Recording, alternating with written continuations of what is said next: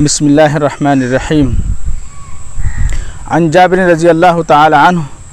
قال لعن رسول اللہ صلی اللہ علیہ وسلم آکل الربا وموکلہ وکاتبہ وشاہدیہ،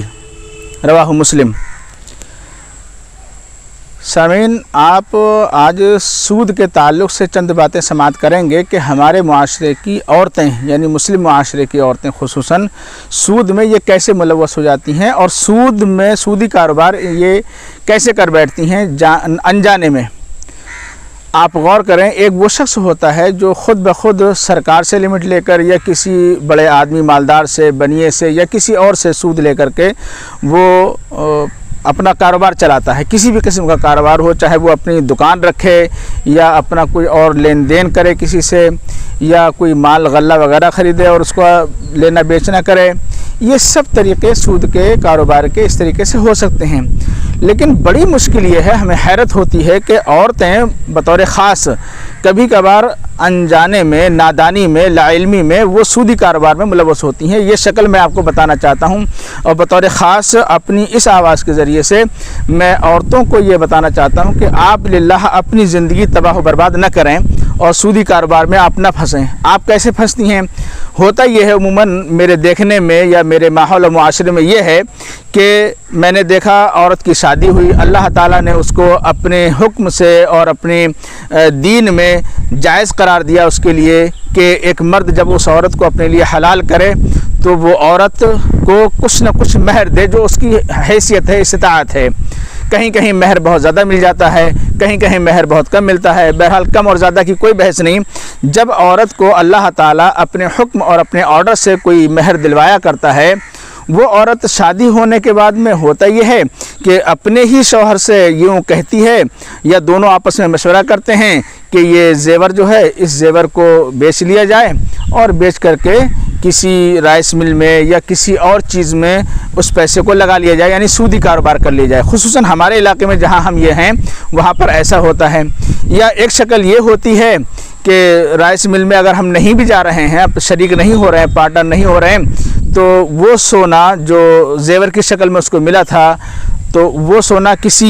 بینک میں لاکر میں رکھوا دیا یا کسی بنیے کے پاس گئے، صراف کے پاس گئے، وہاں پر اس کو جمع کر دیا اور اس سے پیسے واپس اس سونے کے بالمقابل کچھ نہ کچھ لے آئے۔ 2 لاکھ، 4 لاکھ، 6 لاکھ، 8 لاکھ اس طریقے سے لے آتے ہیں، اور پھر وہ بنیا ان کو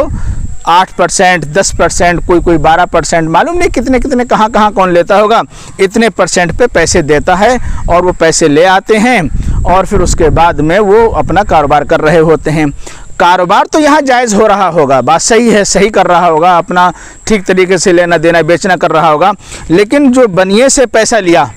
اور پیسہ لے کر کے اس کا جو سود بھر رہا ہے، اس کو دے رہا ہے اس پیسے کا، یہ تو سودی کاروبار ڈائریکٹ ہوا، یعنی سود سے تم ایسا کر رہے ہو۔ اوپر سے کر رہا ہے شوہر، کروا کون رہا ہے؟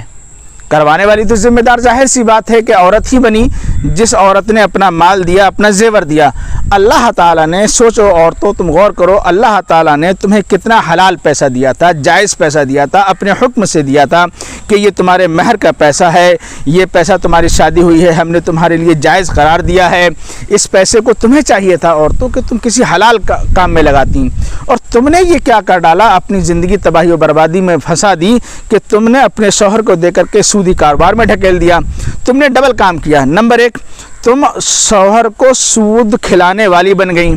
نمبر 2، شوہر کو سودی کاروبار میں ڈھکیلنے والی بن گئیں۔ ڈبل کام۔ ایک حلال اور جائز پیسے کو تم نے کتنے غلط کام میں لگایا۔ شرک کے بعد اگر کوئی سب سے بڑا گناہ ہے، یعنی کوئی گناہ کبیرہ ہے اگر، تو یہ سود ہی ہے جو گناہ کبیرہ میں داخل ہوتا ہے۔ اور عورتیں لا علمی میں، نادانی میں، یا محبت میں کہہ لیں یا اپنے خلوص میں کہہ لیجئے، آپ اپنے شوہر پر اتنا وہ ہو جاتی ہیں مہربان کہ اس مہربانی میں اپنے آپ کو سود میں ڈھکے لیتی ہو۔ یہ غور کریں آپ کہ کتنا بڑا ناجائز کام آپ سے ہو رہا ہے یا کتنا بڑا سودی کاروبار میں آپ الجھ رہی ہیں۔ جو شوہر پہلے سے اس کاروبار میں نہیں تھا اس کو تم نے اب ڈھکیل دیا۔ ارے تمہیں غور کرنا چاہیے، تم سوچو سمجھو کہ تمہارے والدین نے تمہیں کس آدمی کے سپرد کیا تھا۔ یا تو وہ پہلے اپنا کوئی عام سی مزدوری کر رہا ہوگا، یا جس وقت تمہاری شادی نسبت طے کی تھی تو وہ کوئی اپنا چھوٹا موٹا کوئی کاروبار چلا رہا ہوگا، کوئی دکانداری کر رہا ہوگا یا کہیں جا کے نوکری وغیرہ کر رہا ہوگا، وہ کام کر رہا تھا، وہ دیکھ کر کے تمہارے والدین، تمہارے گارجینس نے اس کے حوالے کیا تھا، یعنی اسے تمہاری شادی کی تھی۔ اب تمہیں آج کیا ہوا کہ تم اس کو وہ کام اس کا چھڑوا کر کے اور اب اس میں سودی کاروبار میں ڈھکیل رہے ہو۔ الامان والحفیظ، یہ آپ اپنی شکلیں بدلیے اور سود کے کاروبار میں آپ ناجائز یا لا علمی کے طور پر مت پھنسیے۔ اللہ کے یہاں آپ کو جواب دینا ہوگا۔ سود سب سے بڑا ناجائز اور سب سے بڑا حرام کام ہے، اس سے زیادہ گھناؤنا فعل کوئی اور دوسرا نہیں ہے۔ سور کھانا اور شراب پینا، جوا کھیلنا، زنا کاری کرنا، یہ سب بڑے بڑے گناہ، قتل وغیرہ کرنا، یہ سب بڑے بڑے گناہ اس گناہ سے نیچے ہیں۔ یہ میں نے آپ کو بتایا کہ مذہب اسلام میں اللہ کے تعلق سے اگر سب سے بڑا کوئی گناہ ہے تو وہ ہے شرک، اور اگر بندوں کے حقوق میں اگر آپ آ جائیں یا بندے آپس میں جو گناہ کرتے ہیں، خود بخود جو گناہ کرتے ہیں، ان گناہوں میں سب سے بڑا گناہ ہے،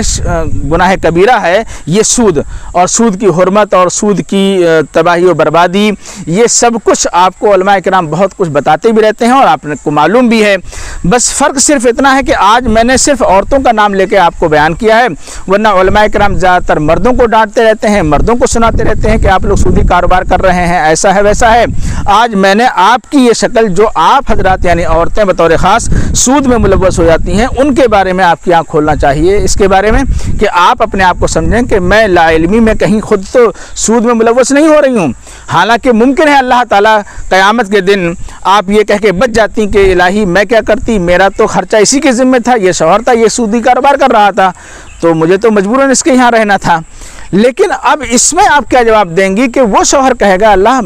میرے پاس تو کوئی دولت تھی نہیں، میں تو سودی کاروبار کرنے کے لائق بھی نہیں تھا، اس نے مجھے اپنا پیسہ دیا اور سودی کاروبار میں مجھے ایسے ڈھکیلا کہ بنیے کے یہاں جا کے رکھ کے آؤ اور اس سے پیسے لے کے آؤ، یا اتنا میرا مال یہ بیچ لو اور کسی رائس مل میں یا کسی اور بڑی فیکٹری میں یا کسی اور کمپنی میں آپ جہاں سودی کاروبار ہو رہے ہوں اس میں اپنا پیسہ انویسٹ کرو اور اس طریقے سے آپ سودی کاروبار کرو، تو اس نے مجھے اس میں ڈھکیلا ہے۔ تو آپ نادانی میں، لا علمی میں کیوں سودی کاروبار میں اپنے شوہر کو ڈھکیل رہی ہیں؟ پھر آپ یہ دیکھیں کہ پوری زندگی وہ جتنا کمائے گا خود بھی کھائے گا، تو آپ کھلانے والی بن گئیں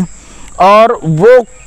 آپ کو کھلانے والا بن گیا، اور پھر اس طریقے سے پوری زندگی اس کو سودی کاروبار میں ڈھکیل دیا۔ بچوں کو بھی وہی کھلائے گا، بچوں کی بھی پرورش وہی ہوگی، اور اس سب کی سراسر ذمہ دار آپ بنیں گی، یعنی کہ آپ نے ایسا کروایا ہے، پیسے دے کر کے اس کو لالچ دلایا یا اس کو اس کام میں کاروبار میں ڈھکیلا ہے۔ ممکن ہے میری بات جو میں نے سمجھانا چاہ رہا تھا آپ کی سمجھ میں آ گئی ہوگی اور میں نے اپنی بات آپ تک پہنچا دی ہے۔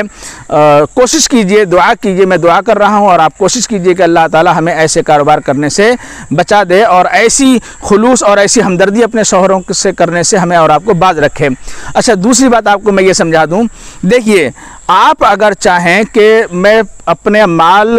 شوہر کو دے کر کے اس سے کام کروا لوں، ٹھیک ہے، بہتر ہے، آپ کی یہ ہمدردی اچھی رہے گی، آپ کر سکتی ہیں، لیکن سیدھے سے اپنے مال کو بکوا دو اور اس سے کہو کہ دیکھو میں اس شرط کے ساتھ تمہیں اپنا یہ مال دے رہی ہوں کہ تم پورا کا پورا کاروبار جائز اور حلال کرو گے، جو جائز اور حلال کاروبار کرو گے اس کے لیے میں تمہیں اپنا مال بیچنے کی اجازت دے رہی ہوں، دے دو، بیچ لو، اللہ تعالیٰ سے پھر برکت کی دعا بھی کرو اور اس کاروبار کو ویسے کر سکتے ہو، یہ کروا سکتی ہو، یہ جائز ہے۔ لیکن آپ سوچیں کہ مال گروی رکھوا کر کے اور پھر اس کا سود دے کر کے ایسے کاروبار کرائیں تو یہ سود ہوگا، یا مال کو بکوا کر کے کسی کمپنی میں پیسہ انویسٹ کروائیں، سودی کاروبار کروائیں تو وہ سود ہوگا اور سود کی ذمہ دار آپ ہوں گی۔ میری بات آپ نے سمجھ لی ہوگی، اللہ تعالیٰ ہمیں اور آپ کو صحیح سمجھ عطا فرمائے۔ وآخر دعوانا الحمدللہ رب العالمین۔